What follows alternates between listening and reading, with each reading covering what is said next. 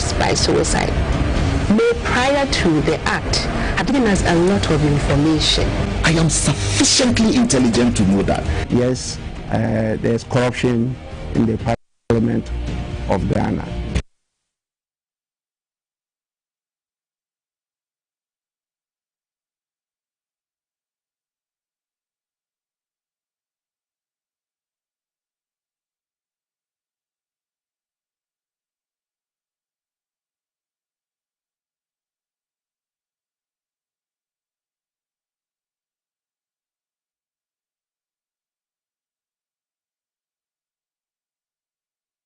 Thanks for joining us here on GBC News. My name is Abdul Hayi Moomen, and this is Moomen Tonight. And I'm sure that in the last 48 hours or so, the almost 48 hours, the conversations have had to do with the budget and all the issues contained therein as presented by the Minister of Finance. And even before then, there were other burning issues from issues concerning cyberbullying to digitalization and so on and so forth. And various people have spoken and expressed their opinions on some of the very, very burning issues in the country. But have the voice of children, young persons, the youth been heard in all of these conversations? For example, so the youth, are they interested in matters of development in this country? If they are, what sort of things interest them? Do they, for example, think about issues of sanitation? When they think of issues of sanitation, those in Accra, do they also think of those in Wale Wale and those in Bumburuguyonyo and Axim and other places away from Accra? When young people talk about development, do they also think about those who do not get to enjoy electricity supply, those who do not have computers in their schools in the very rural areas of Ghana, and so on and so forth? Tonight, we engage very young people in a conversation about development initiatives that youth can take, but also about all the development issues across the country. And I'm very excited to have two young people with me in the studio.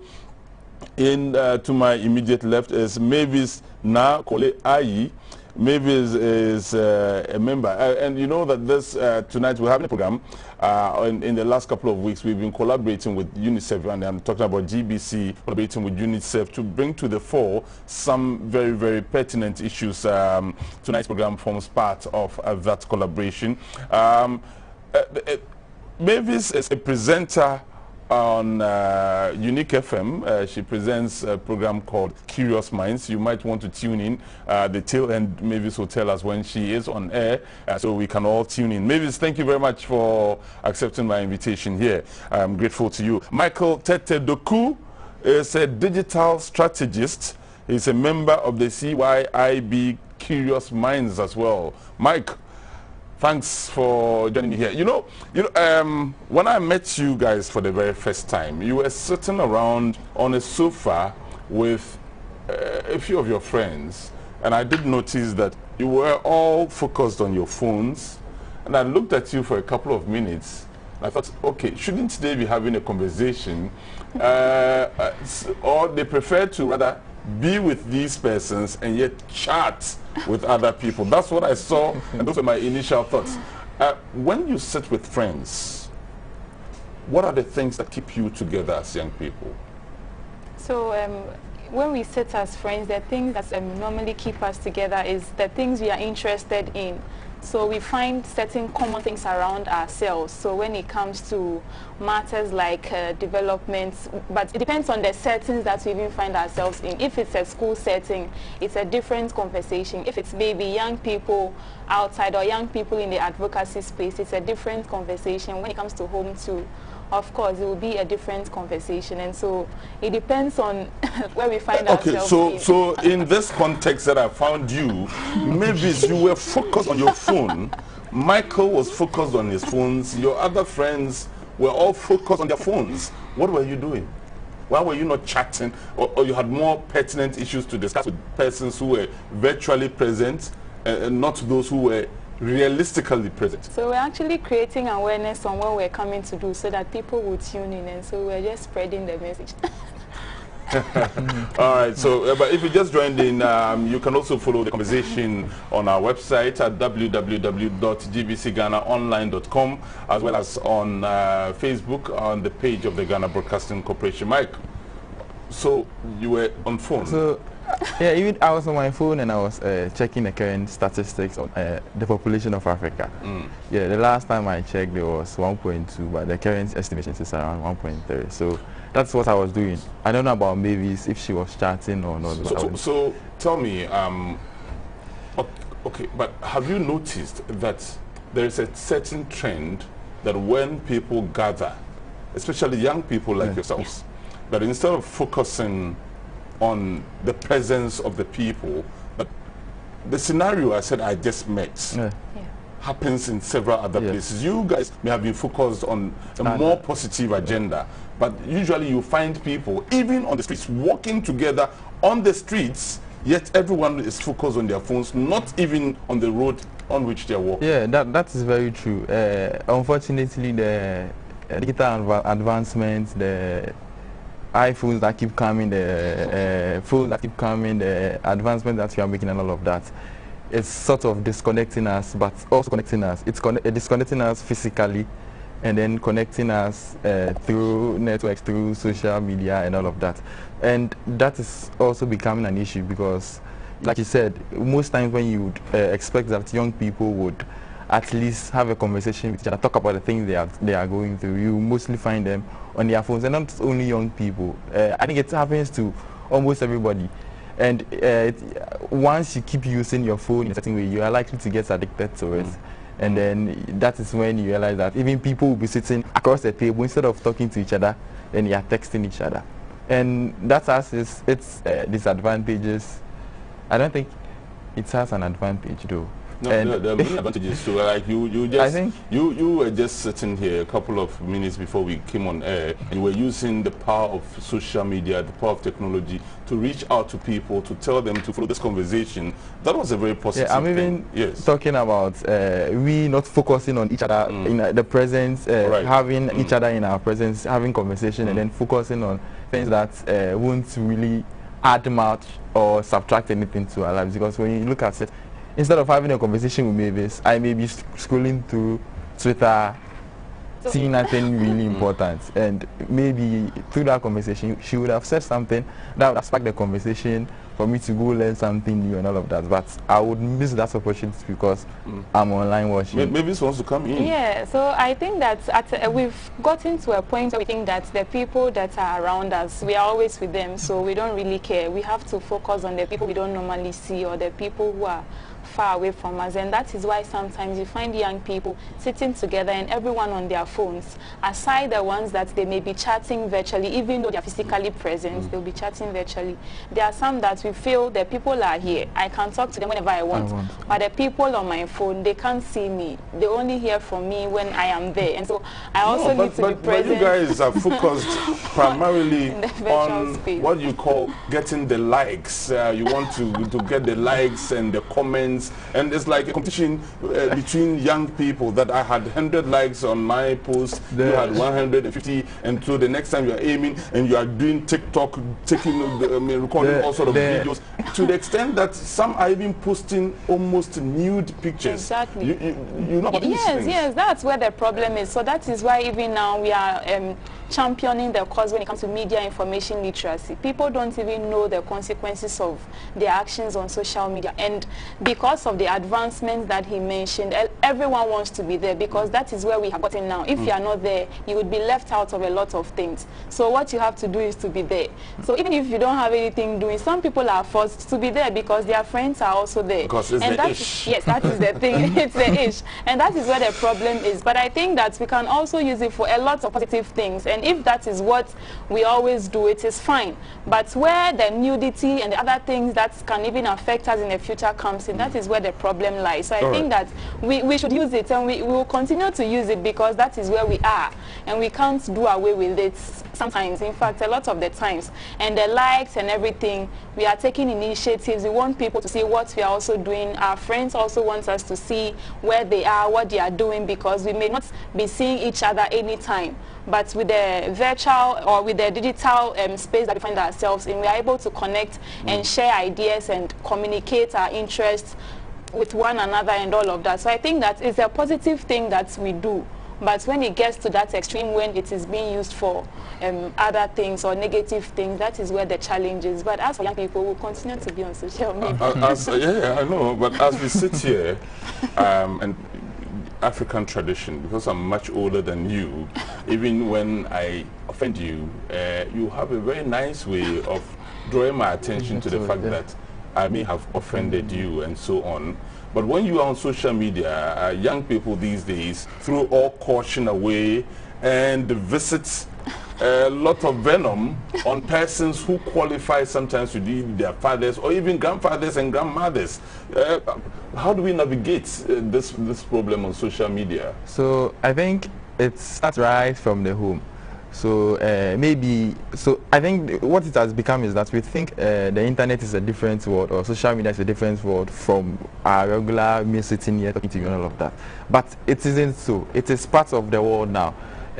You can't say, I can't come and type anything under your post on social media, and then when I see you in real life, act like I'm not the one. So as people, we know what is wrong. Like I believe the average person knows what is wrong and what is right, and so it's up to you to take it upon yourself that something I can't say to an elderly person when I see the person in reality. I wouldn't say it on social media. I don't do that because I feel whatever it is the person may have done, it is not my place to come and insult.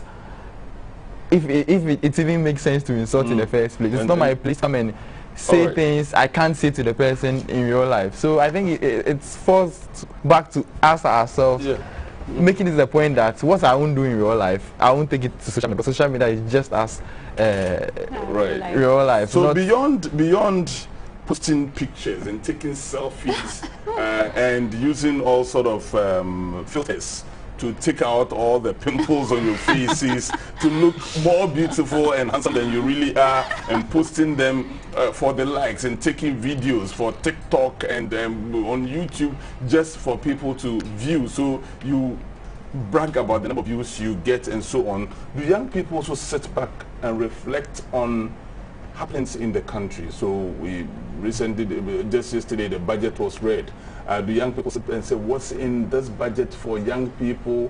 What can we achieve through this? What are the concerns of young people? For example, there are issues of sanitation. There are issues that have to do with the economy in general. I mean, your parents may have been struggling to pay your school fees, and you are old enough to have observed how they are struggling to pay. I mean, do you sit down sometimes and get concerned about all the myriad of problems facing the country, or for young people in your own world? So when it comes to, just like he was saying, social media is not far away from us, or it's not a different world. So in our real life, you won't find every young person being concerned about Ghana's economy. You won't find every young person being concerned about sanitation, even though they may be seeing the problems, but of course they don't care.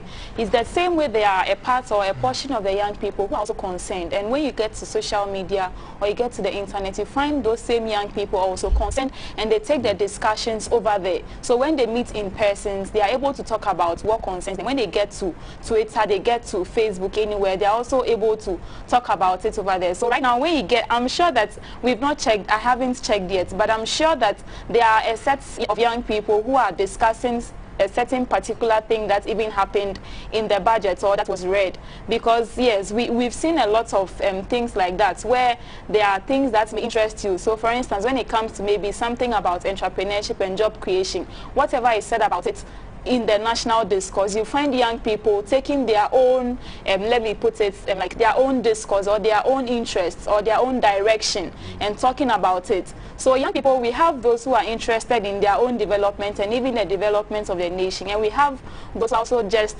around. They don't care whatever happens about them, and so even if it's going bad, they are inside. If it's going well, so they don't even know what's happening around exactly. There. So Michael, you told me, at the time the finance minister was presenting the budget, for example, where were you? Did you pay attention? So yeah, I couldn't pay attention. I couldn't watch it because we were engaged in another equally important activity, which was the UNICEF regional, West Africa and Central Africa regional sanitation hackathon, which we were participating in, and gladly we won. But congratulations, yeah, you won. Yeah. Oh, wow. Tell me about that competition, but I'll return to my substantive question though. So yeah, it was a competition about sanitation that was opened, so in Ghana and then Nigeria. So the top 3 teams from the respective countries, we came to compete together, and then the winner out of the 6 teams, the best idea to solve open defecation in our respective countries, we were crowned as the winners. So.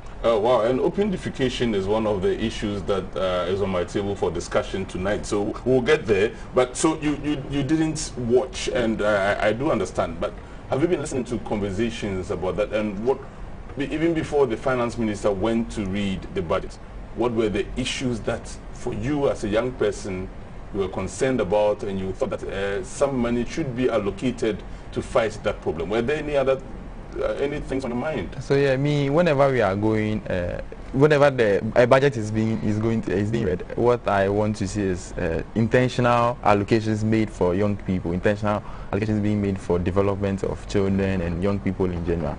And so be it health-wise, be it youth and sports ministry getting enough funds to run the activities, be it the education sector, the new innovations or the ones we want to improve and all of that. These are the things I look out for. So as Mavis was saying, some young people may not be so interested in it, but because I understand how important it is and how the budget is what runs everything else we'll be doing in the coming year, I make sure I follow it, and then where necessary, so when we are on air discussing on Unique FM, and then you can make informed input, you can talk about the things on the grounds without speculating. So for me, these are the things I look out for when I'm going to, maybe after the budget has been read, I'm going to find what was said and all of that. These are the interest areas I look at, whatever that is affecting our lives as young people, because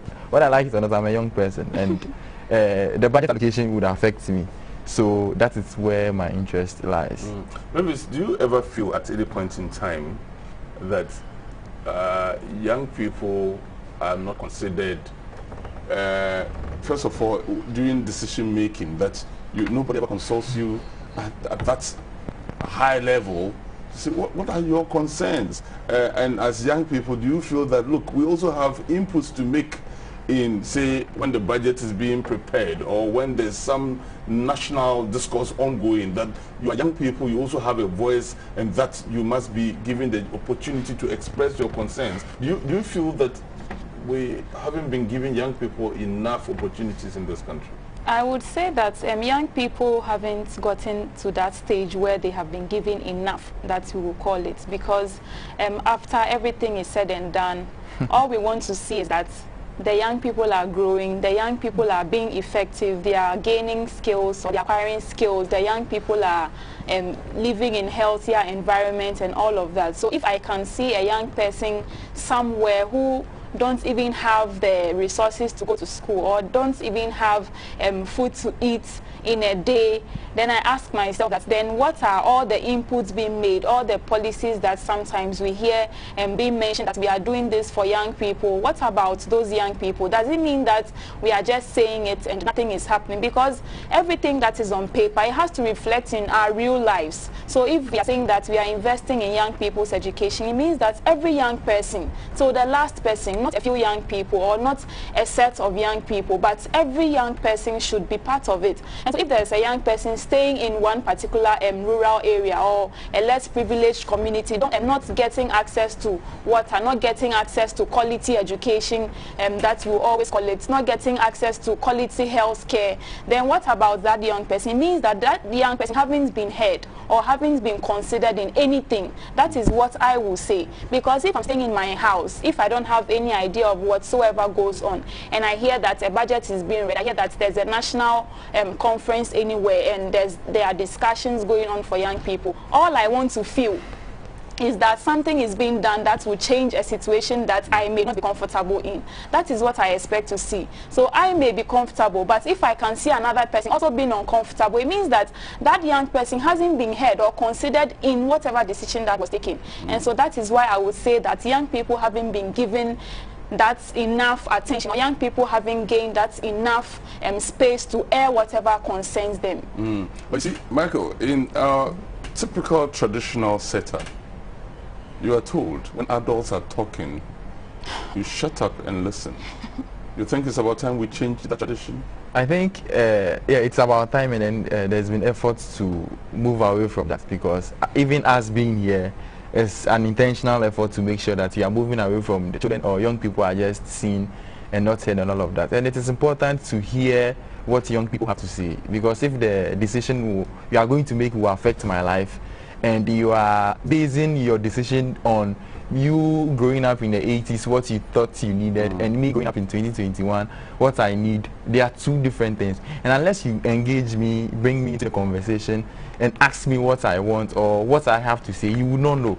We can't assume for people. You may think you know because we all live in, but your reality is different from my reality. As a young person, what is important to me, it may not be what you think is important. And sometimes because of these things, we would say young people are not serious, young people nowadays know nothing. But if you don't engage me and teach me something, what will I know? Nothing. Wow. So that is why it's important. So it's not necessarily about young people having to decide for everybody else. Sometimes it's by hearing what a young person has to say, you may be able to correct the notion we have about certain things.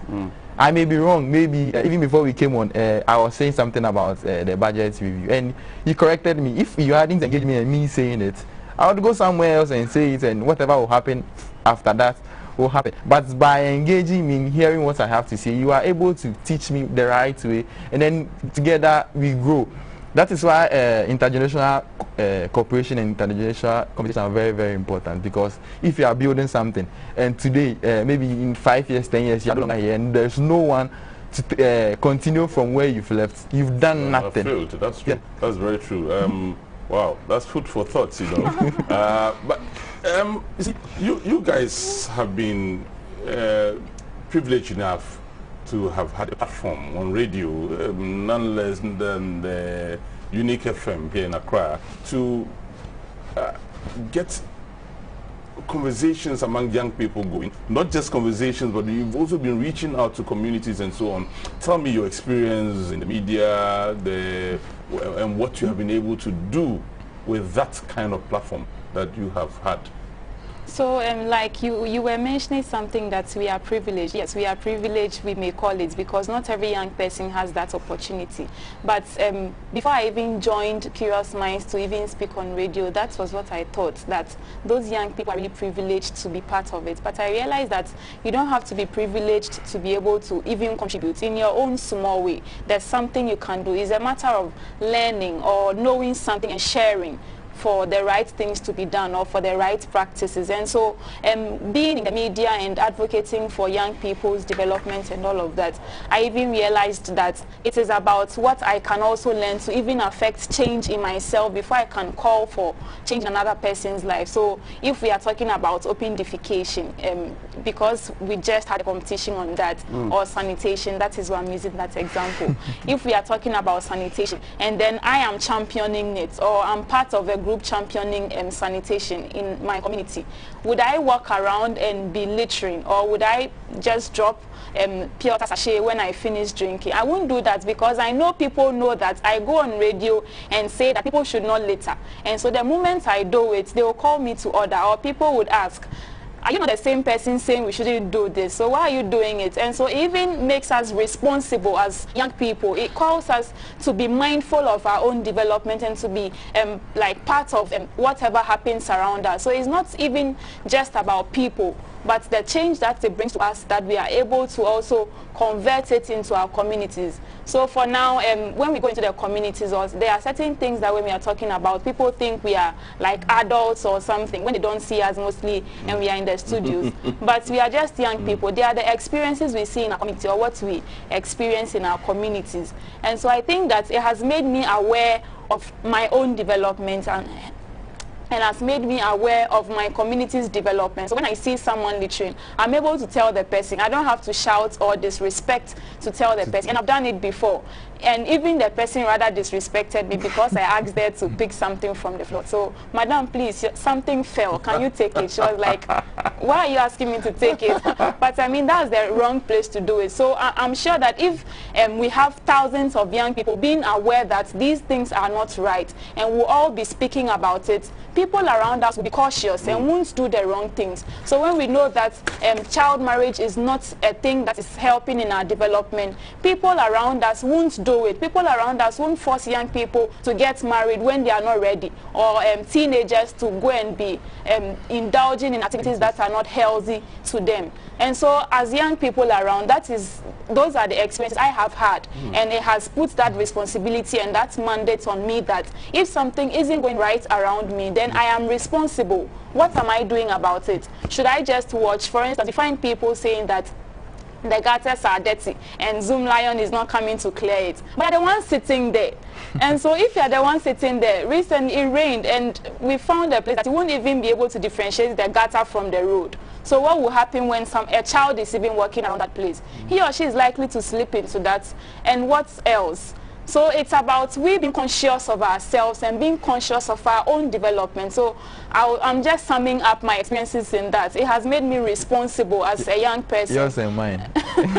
And I'm able to also educate other people. And using the radio, sometimes people ask you questions because they know that you are interested in national development, you are interested in communal development. And so if they ask you this, you'll be able to explain to them. And that is the kind of lives that we live as young people, knowing and sharing and growing in the right spaces, in the right environment. And so that is what I can say. Well, okay, so this lady, she says her name is Fulera Amin. Fulera Amin says, Moomen. And listen, this is what she literally writes. Moomen, wow, thank you very much for producing this show. You have brought young people and they're actually speaking intelligently and eloquently. Thank you very much once again.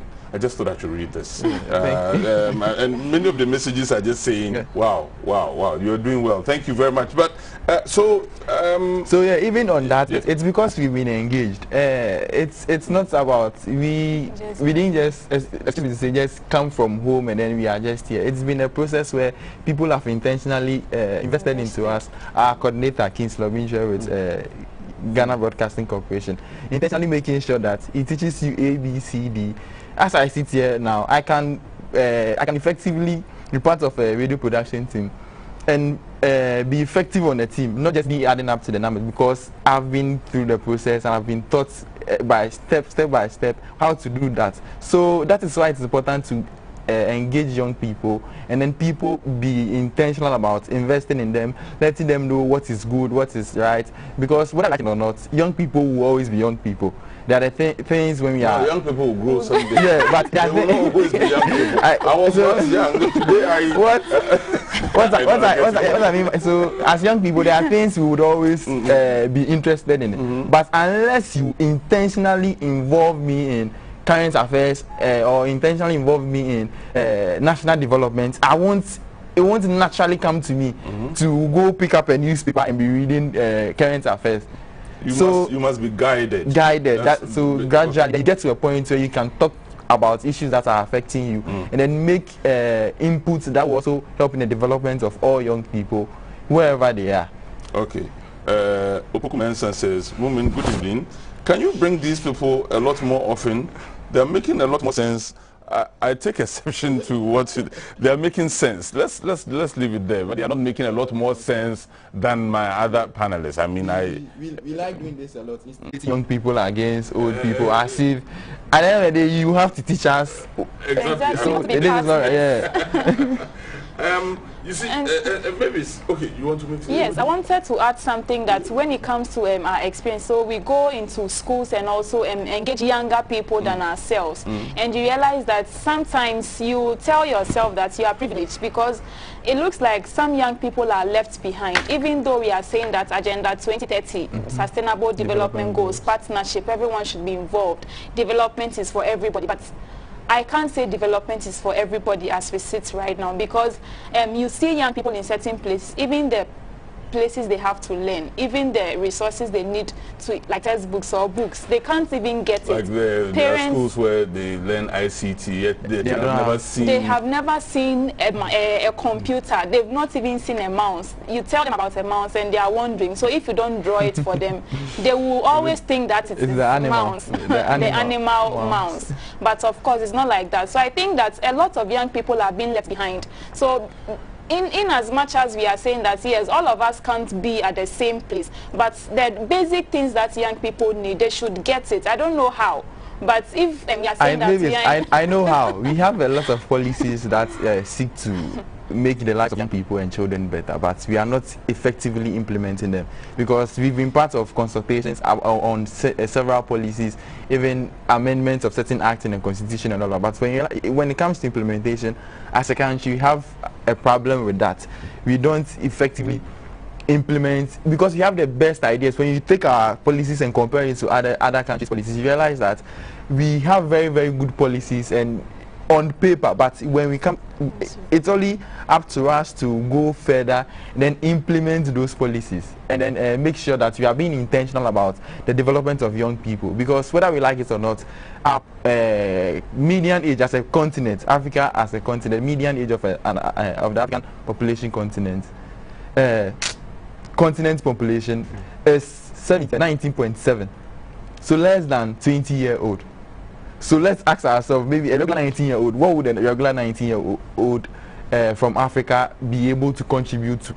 And then let's go back to the drawing board, make the necessary amendments, make the necessary refinements, and be intentional about the development of young people, because we are the future. We are not even the future, we are the present, because the future depends on what we are doing now. We can't be sitting back, not doing much, and expect that some way, somehow, the situation will turn and then we'll build utopia out of nowhere. No. Wow. Unless we put in the efforts, unless we are intentional about what we want young people to become, and that is the only way we'll be able to achieve the development we want to achieve. Brahma Malik says, Moomen, I recently encountered some young persons and I gave up on this country. Having watched this program tonight, my perception has changed and the hope is back. This country has a bright future. If we can have even 20% of the current youth population think along the lines these panelists of yours are thinking. I'm proud of you already. I mean, but yes. And so it means that if every young person is getting this kind of engagement, you can imagine where we'll get to, when we are not leaving anyone behind, when we are not considering certain people as less privileged areas or rural areas, and so they should be there. But we'll be here in Accra, or we'll be here in a part where we can get access to the things we need and be able to develop. So it doesn't come just by chance, but with the intentional investments done for young people, that is how we can get more young people to be able to be conscious of national development and to even talk about it. All right, there are two more issues I want us to touch on before we begin to wrap up, and you see how time is flying. We are enjoying the conversation. Two more issues. I'll start with you. You're a woman. You're a lady. She's a woman. What's your problem? So in all of this, I mean, and on this platform, we've had several conversations about teenage pregnancy. It appears that despite all the talk we're doing as adults to young people, despite all the talk you have been engaged in with the numbers seem not to be going down. Do we know what the problem is? So I would say that, so even if we are doing something and the numbers are still where they are, imagine when nothing at all is being done, then it means that we'll be doomed. And so as young people, I think that we haven't done enough. There's always something else we should be looking out for. So we are not just talking and encouraging young people to do the right things, but we are also asking about the young people, what are the things causing it? What are the root causes of all of these teenage pregnancies? Are the duty bearers also playing their part so that young people would also be able to be the kind of people they should be? So we are here and we are able to contribute to something. What about that young person? Teenage pregnancy will continue to rise because certain people may not be doing their jobs. So I believe that if adolescents should be aware of the consequences when they indulge themselves in unhealthy practices, the things that they would get, or they would be pregnant and won't be able to do what they have to do, I'm sure they wouldn't do it. But you don't wait for the person to get to a stage where she's been exposed to the things already, then you start telling her to stop. It's very difficult. So we start from somewhere. Childhood, when the person is not even aware, then you start telling. So by the time she gets to that stage where there are changes in her body, she knows what she has to do so that she can prevent everything that is happening. But here is the case where a young person, a young girl starts menstruating and she's not even aware that that is menstruation. It's a problem, but we don't see it as anything. We see it as one of those things. It's difficult for we adults, don't really care. especially parents, to have certain conversations. Exactly. Why should it be difficult? I don't know. You tell me. Why should it be difficult? Because when I started, I also didn't know. So someone told me, hey, you are menstruating. I was like, I'm not part of the people menstruating, so why are you telling me I'm menstruating? So it's the same way some young people don't understand, and they get bad people teaching them, and they teach them the wrong way with other things. Do young people like yourself have older men like myself, or even Kingsley or Binchre and older? I mean, we're talking within the context of teenage pregnancy, exactly. And so it's assumed that it's teenage to teenage. But are there instances where it could be a much older adult to teenage? Yeah, most of the times it's actually adults and teenagers. You realize that most of these cases are people who are old enough to be the fathers or elder brothers and then uncles of these girls. Most of the time they are relatives. So we sometimes shy from the discussion that we can't talk about sex, or we can't talk about sex with young people or children and all of that. But you realize that the people who I think they can't do it are the people having the sex with the young people. So your little brother or sister is 6 years old, watches TV and turns to you and says, what is a condom? So with all this education around reproductive health and all that, there is age appropriateness where your age determines what you are told. So it starts from the basic anatomy where you know this is the penis, this is the vagina, this is the breast, these are the erogenous zones of a person and all of that. And then gradually, that is how it becomes easy for you to even get to a point where you can talk to your daughter about menstruation. You can't just start the conversation from anywhere, like abruptly, then you're talking about menstruation. You start from the basic anatomy, like I said, and gradually you let the person know that once you are growing, you experience these changes, and it is normal. So when you start experiencing it, let me know. When you start experiencing it, these are the possible outcomes if you don't do ABCD. So you have confirmed that, I mean, from what you have been doing, that it is older men. You'll find a lot more older men who engage teenage girls and eventually get them pregnant. So could it also be that, well, like she was saying, at the very tender age, where the girls are not taught that, look, when the man holds you this way, it's inappropriate. It's even before you finish. It shouldn't be about a man holds you. I'm holding her.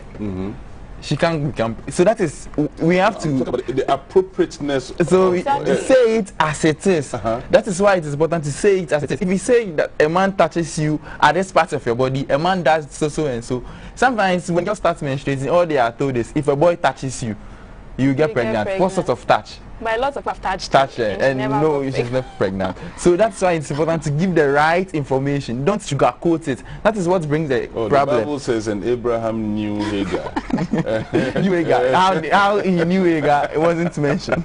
And so that even comes to the fact where an adult is speaking, so don't talk. So even if an uncle touches her in a way she felt uncomfortable, she has to keep quiet. So the uncle will be, if you tell your mother, I'll beat you, I won't pay your school fees again. The girl is threatened and she keeps quiet. But if we are trained as when someone touches you, even on your arm, and you feel you are not comfortable, tell the person, I don't like the way you touch me. It's not an insult, it's not a fight. But people are asked to keep quiet, and they keep quiet until they get pregnant. Then we know that they were not keeping quiet somewhere. And then even when they get pregnant, they are also blamed that you are the bad child. You're the ones who drop out of school. You were tempting the man and all of that. And most of this, really, the issues of teenage pregnancy, they are just consequences of underlying issues like gender-based violence issues, where when you look at the statistics, there are children as young as 10-year-old getting pregnant, right to 16. So, and by our constitution, if you are below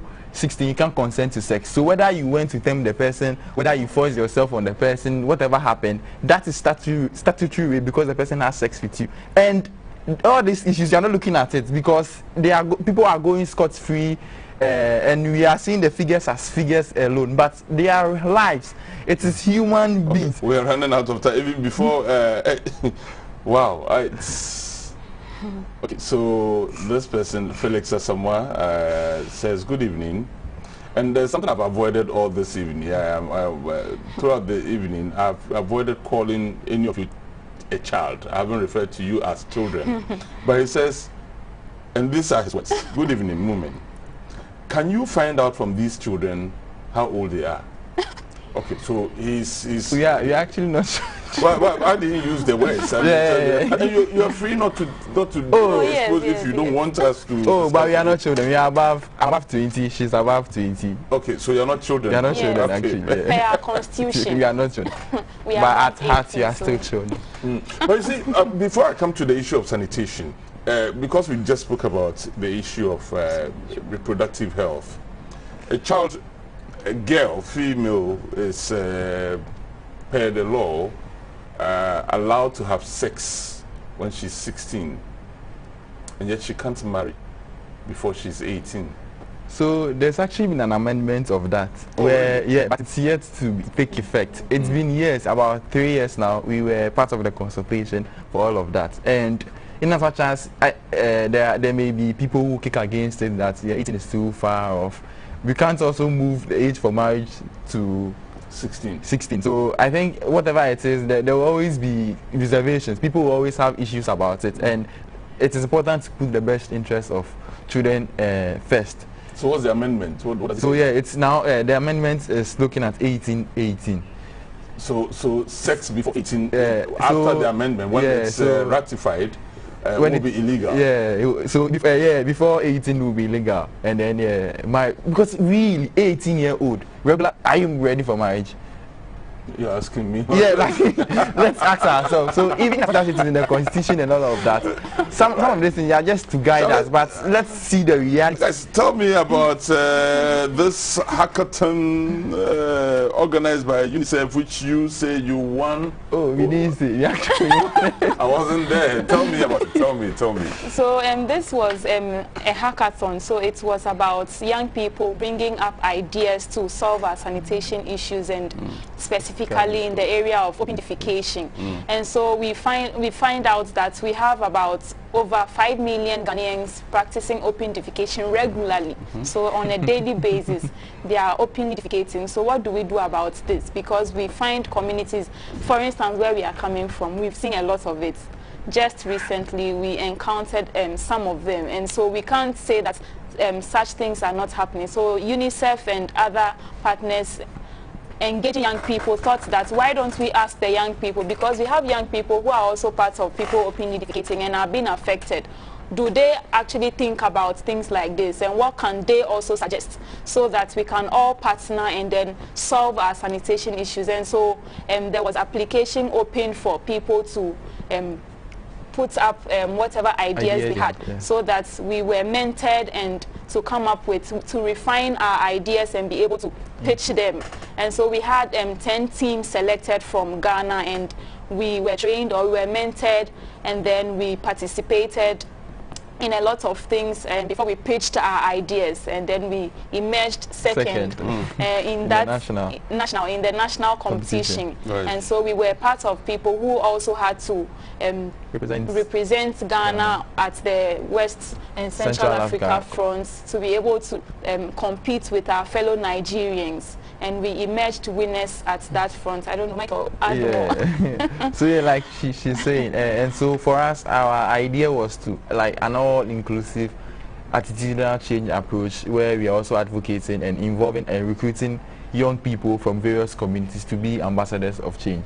So we understand that these are the people openly defecating. They are the people causing the issue. So we are involving them themselves to be agents of change in their own communities, where we are also sometimes there is issue about saying people to stop, asking people to stop doing something without providing alternative for them. So we are also liaising or collaborating with existing initiatives like the Gamma project, where people facilities are built for people at a subsidized prices and all of that. So whilst we are advocating, whilst we are educating community members on why they need to stop openly defecating and engaging them in radio activities and all of that, we are also providing alternatives for them to be able to move away from openly defecating. And gradually we hope that at least along the coast of the country we'll be able to make significant improvements in the current situation. And so to add up, we are including everybody because we think that when you kind of impose things on the people, they won't care.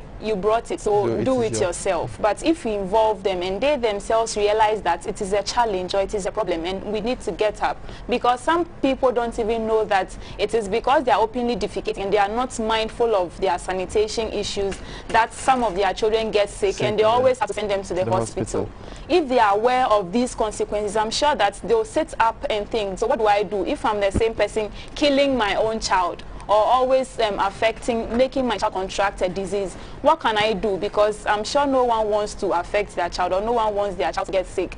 And so to ensure that the community members own the initiative, we are including everybody in the community and especially young people, so that even if the older people are not there, we know that the young people that are coming will stop practicing open defecation right from their youth. When we're wrapping up now, but how do they stop it when the house they live in does not have any toilet facilities? And so that is where the Gamma project thing comes in. There are some of them who are not even aware that there's something that there's a subsidized toilet facility that could be built for you. Some have complained of spaces and all of that, but the assemblies also have a way of fusing it into your building so that you'd be able to use. So it doesn't have to get enough space.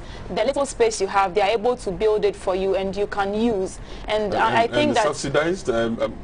Tell me more about that very quickly. From the last conversation we had with someone who was working on the project, we learned it was around 1,200 for a whole facility where you everyone in a compound can use compound. So if you are 12 people in the house, everyone can contribute 100 seats and then do that. Because when you look at how open defecation affects us, 100 seats is little money compared to, because sometimes there is the issue of poverty. I don't have money, but you don't realize how we are indirectly spending money on open defecation. I'm told that we've run out of time. So you've won this competition. Congratulations. We're proud of you. I am particularly proud of you, not just because you won the competition, but because you've also been able to articulate all the issues so very, very well. But what next? Now you've won, and so what?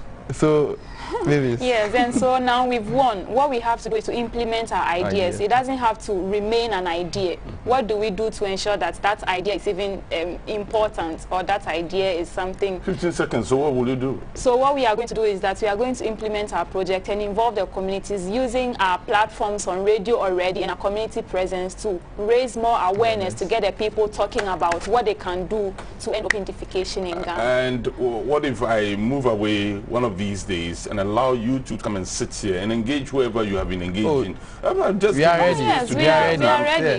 will be an interesting thing that we're doing tonight, hosted by these wonderful people. I'm so very proud of you guys. Thank you so very much for coming, Michael. Thank you, Mavis. Mavis Nakole Ayi is a presenter of Curious Minds on Unique FM. She's also a member, of course, of the Curious Minds. Michael Tete Doku is a digital strategist, a member of the CYIB. Children and Youth in Broadcasting. Oh, okay. Curious Curious Minds as well. Thank you so much. I thoroughly enjoyed this conversation, and I do hope that we will get to do it again. And you want to say something? Yeah, they can follow us on social media to see what you are. Yeah, we are doing. You can't have a conversation with the young people. Yeah, what you are doing on social media. So on Instagram and Twitter at CM Ghana, at CM Ghana, at CM Ghana, and then on Facebook, Curious Minds at Ghana. Right. Thank you very much. We'll see you again tomorrow when we bring you another edition. Until then, have a very good night. Bye bye. That matter speak. They speak to GBC. They speak on Moomen.